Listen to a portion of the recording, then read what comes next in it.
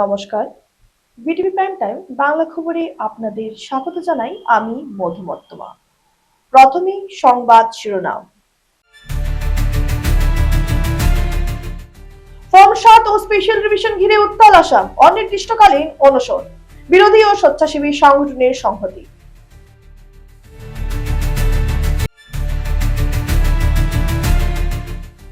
Special revision বা SR প্রক্রিয়া নিয়ে ফের রাজ্যে উত্তেজনা, সাংবাদিক সম্মেলন করে সরকারের বিরুদ্ধে গুরুতর অভিযোগ।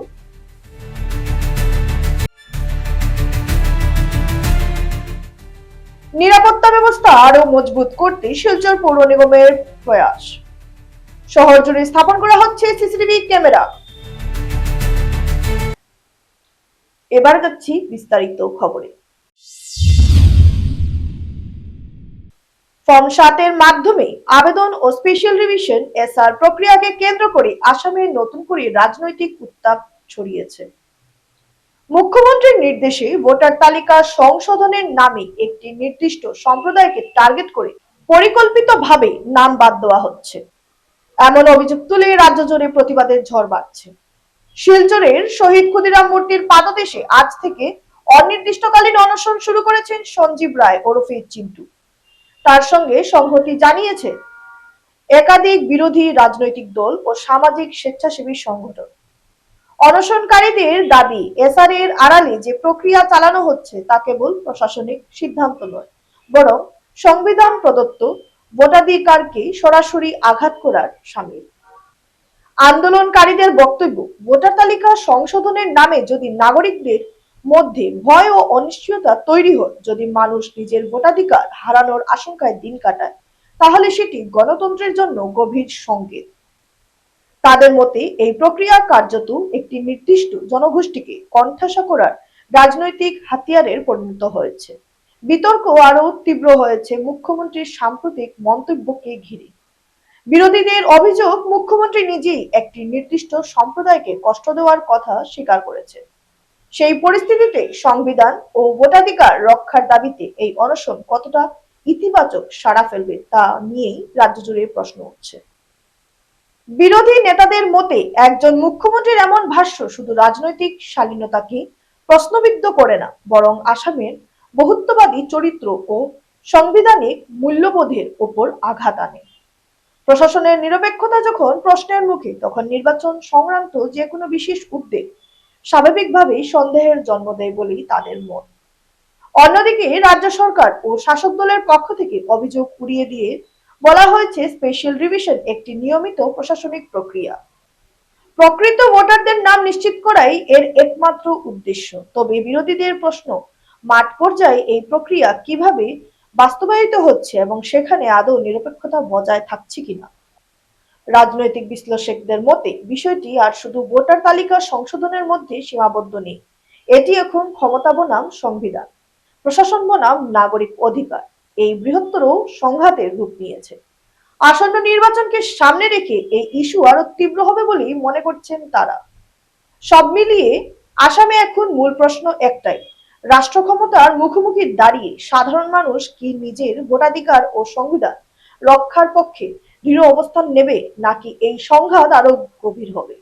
আপাতত এতটুকুই স্পষ্ট, রাজপথ থেকে অনশন মঞ্চ সর্বত্রই ভোটাধিকার নিয়ে অস্বস্তির প্রতিধ্বনি ক্রমেই জোরালো হচ্ছে।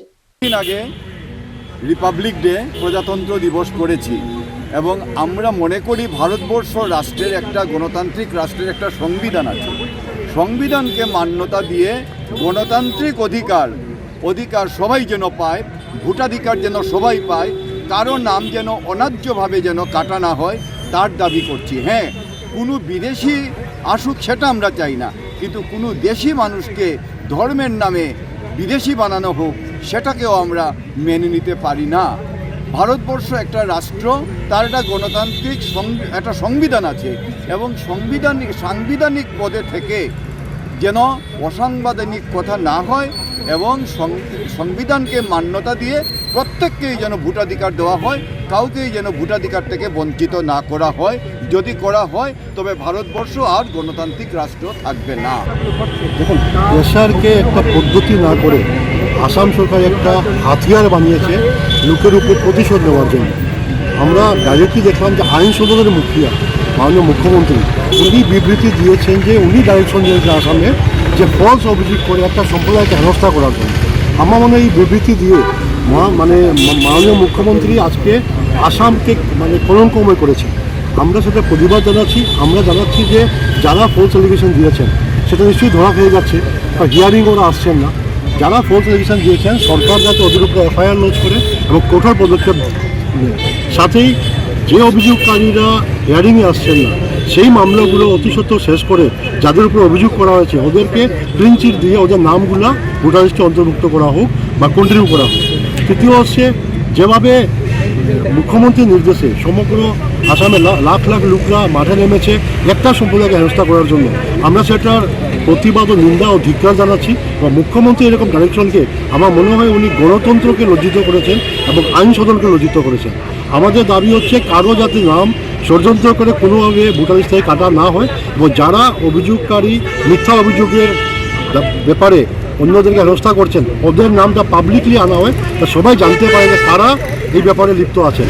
তাই যতদিন পর্যন্ত আমাদের এই দাবিটি মানা হবে না আমি ব্যক্তিগতভাবে হাঙ্গাস্ট্রাইক চালিয়ে যাবো। এবং যাদেরকে আপনারা মঞ্চে দেখছেন তারা প্রত্যেকেই বরাক উপত্যকার সংগ্রামী ব্যক্তিত্ব, বিভিন্ন বড় বড় আন্দোলনে সরকারের বিরুদ্ধে কথা বলার জন্য ওরা সোৎসাহস রাখেন। ওরা আজকে আমাদের সমর্থন আছেন। আমরা ওনাদের সমর্থন নিয়ে আমি আমার হাঙ্গাস্ট্রাইক কন্টিনিউ করছি। আমাদের দাবি না মানা পর্যন্ত আমি আমার হাঙ্গাস্ট্রাইক চালিয়ে যাবো। উত্তর পূর্ব ভারতের বিভিন্ন ধর্মীয় ও সামাজিক সংগঠন আজ শিলচরের ইলোরা হেরিটেজ হলে এক সাংবাদিক সম্মেলন করে সরকারের বিরুদ্ধে গুরুতর অভিযোগ তুলেছেন। সংগঠনের পক্ষ থেকে বলা হয় এসআর প্রক্রিয়াকে পরিকল্পিতভাবে প্রহসনে পরিণত করা হচ্ছে। পাশাপাশি অসমের মাননীয় মুখ্যমন্ত্রীর সাম্প্রতিক কটাক্ষমূলক মন্তব্যে তারা লজ্জিত ও মর্মাহত বলে জানান। এক সাংবিধানিক পদে আসীন হয়ে এ ধরনের মন্তব্য অবাঞ্ছিত বলেও দাবি করা হয়। সংগঠনগুলির হুঁশিয়ারি এই আহ্বান উপেক্ষিত হলে রাজ্য জুড়ে বৃহত্তর গণতান্ত্রিক আন্দোলন গড়ে তোলা হবে। এদিন সাংবাদিক সম্মেলনে এসআর প্রক্রিয়ার অনিয়মের অভিযোগ তুলে সরকারের কাছে একাধিক দাবি জানানো হয়। এর মধ্যে রয়েছে প্রকৃত ভোটারদের বিরুদ্ধে দাখিল হওয়া অবৈধ আপত্তি বিনা নোটিশে বাতিল, মিথ্যা অভিযোগকারীদের বিরুদ্ধে আইনগত ব্যবস্থা, খসড়া ভোটার তালিকায় অন্তর্ভুক্ত ভোটারদের শুনানির জন্য পর্যাপ্ত সময় প্রদান এবং 2019 সালের 31শে আগস্ট প্রকাশিত এনআরসির চূড়ান্ত তালিকাভুক্ত নাগরিকদের নাম ভোটার তালিকা থেকে কর্তন না করার দাবি। সংগঠনগুলির পক্ষ থেকে সরকারের কাছে অবিলম্বে এই দাবিগুলি কার্যকর করার আহ্বান জানানো হয়েছে। একটা বিশেষ জনগোষ্ঠীর কর্তন করা যায়, যদিও বাস্তব সত্য এটা নয় যে একটা জনগোষ্ঠী কেবল একটা রাজনৈতিক পার্টিকে ভোট দেয়, আজকে বিভিন্ন পার্টিকে ভোট দেয়, কিন্তু একটা বিশেষ রাজনৈতিক দল মনে করে নেয় যে একটা বিশেষ জনগোষ্ঠী আমাদের দলকে ভোট দেয় না, অন্য দলকে দেবে। এক্ষেত্রে যদি 20 থেকে 25,000 ভোট কর্তন করে দেওয়া হয় তাহলে আসামের মধ্যে অন্তত 50 থেকে 60টি আসনে তারা ভাবছে তাদের জয় সুনিশ্চিত এবং আরো সংখ্যাগরিষ্ঠতার সুবাদে আরো 50-60টি এমনিতেই আছে জয়ী হবে। সুতরাং তাদের হিসাব এইভাবে হলে 2026-এ 126-এর মধ্যে 110-12টি আসন তারা পেয়ে যাবে।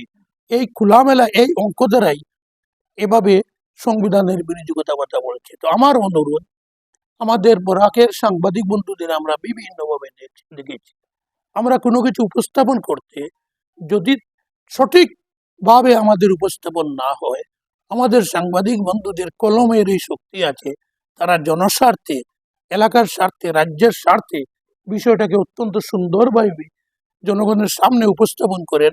আজও আমি প্রতিটি সামাজিক সংগঠনের পক্ষ থেকে অনুরোধ করব, আপনারা জনস্বার্থে, দেশের স্বার্থে, রাজ্যের স্বার্থে এই পয়েন্টগুলা অত্যন্ত সুন্দরভাবে উপস্থাপিত করবেন। শিলচর শহরের নিরাপত্তা ব্যবস্থা আরো মজবুত করার এবং নাগরিক পরিষেবার দক্ষতা বাড়ানোর লক্ষ্যে শিলচর পৌর নিগম প্রথমবারের মতো শিলচর শহর জুড়ে সিসিটিভি ক্যামেরা স্থাপনের উদ্যোগ গ্রহণ করেছে। ফেডারেল ব্যাংকের আর্থিক সহযোগিতায় শিলচর শহরের মোট 48টি গুরুত্বপূর্ণ স্থানে সিসিটিভি ক্যামেরা বসানো হয়েছে। বৃহস্পতিবার শিলচর পৌর নিগমের কার্যালয়ে আয়োজিত এক অনুষ্ঠানে এই সিসিটিভি ক্যামেরা প্রকল্পের আনুষ্ঠানিক উদ্বোধন করেন শিলচরের বিধায়ক দীপায়ন চক্রবর্তী এবং পৌর নিগমের কমিশনার সৃষ্টি সিং। অনুষ্ঠানে ফেডারেল ব্যাংকের আধিকারিকরাও উপস্থিত ছিলেন। এদিকে নৈশকালীন মহিলা সাফাই কর্মীদের নিরাপত্তা ও সুবিধার কথা মাথায় রেখে পৌর নিগমের পক্ষ থেকে একটি নতুন ট্রাভেলার যান এবং 4টি ম্যাজিক ট্রাক আনুষ্ঠানিকভাবে উদ্বোধন করা হয়। শিলচর পৌর নিগমের এই উদ্যোগের ফলে শহরের সার্বিক নিরাপত্তা ব্যবস্থা আরো সুদৃঢ় হবে এবং নাগরিক পরিষেবার মান উল্লেখযোগ্যভাবে উন্নত হবে বলে আশাবাদ ব্যক্ত করা হয়েছে।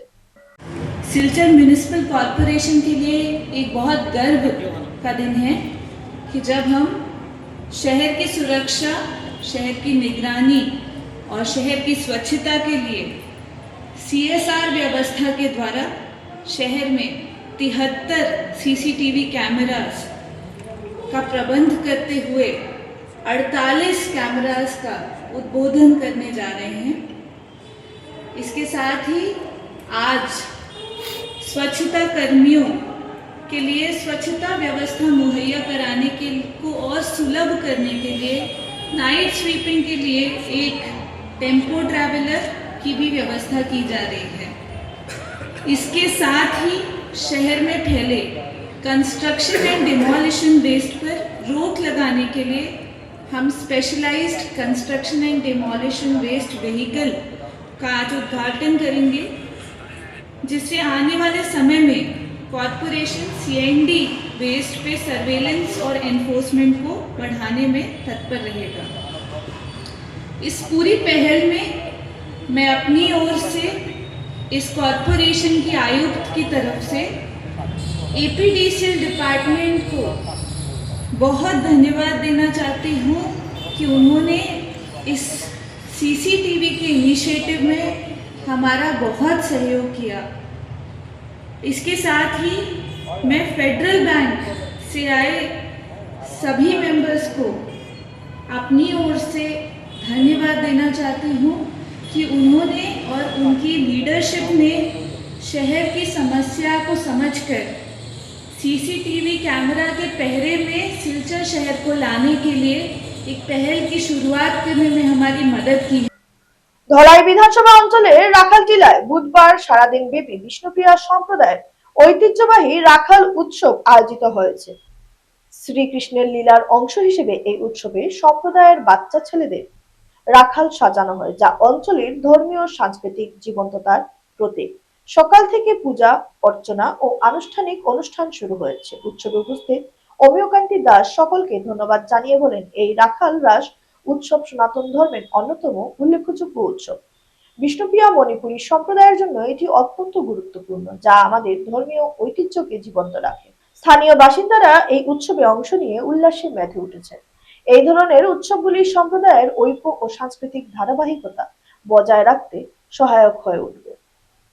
এই গ্রামে রাখালরা হয়ে থাকে। আজকে সেই রাখালদেরই একটা অনুষ্ঠান, যারা ওনারা সেখানে মঞ্চস্থ করেছেন, খুবই সুন্দরভাবে করেছেন, খুব ভালো লেগেছে। রাখালদেরকে, ছোট ছোট বাচ্চাদেরকে রাখাল সাজিয়ে সেই অনুষ্ঠানকে ওনারা আরো খুব আকর্ষণীয় করে তুলেছেন এবং গ্রামের সবাই এখানে জড়ো হয়েছেন।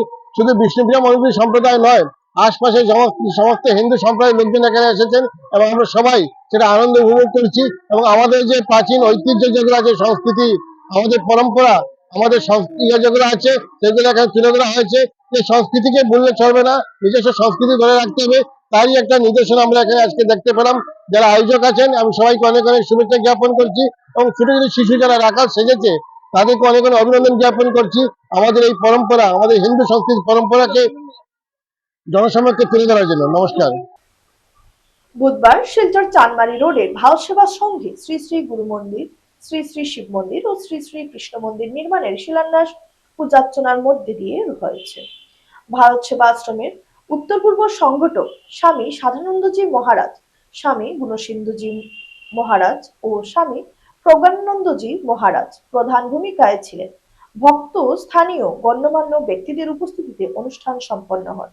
উপস্থিত ছিলেন শিলচরের বিধায়ক দীপায়ন চক্রবর্তী, বাস্তুকার চন্দন রায়, ডাক্তার শিশির বিশ্বাস, প্রণবানন্দ ইন্টারন্যাশনাল স্কুলের প্রিন্সিপাল ডাক্তার পার্থ প্রদীপ অধিকারী, রূপম নন্দী পুরখাইস্ত, স্বর্ণালী চৌধুরী প্রমুখ।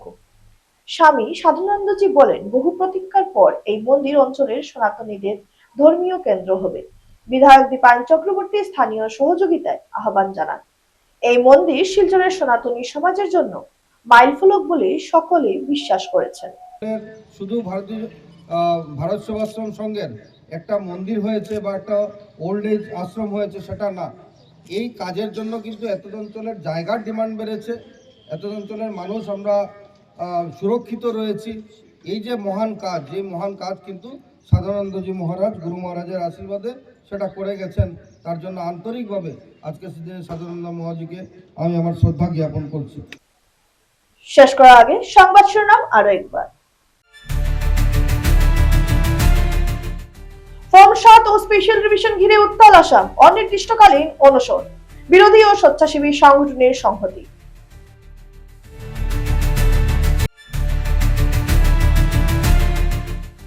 স্পেশাল রিভিশন বা এসআর প্রক্রিয়া নিয়ে ফের রাজ্যে উত্তেজনা, সাংবাদিক সম্মেলন করে সরকারের বিরুদ্ধে গুরুতর অভিযোগ।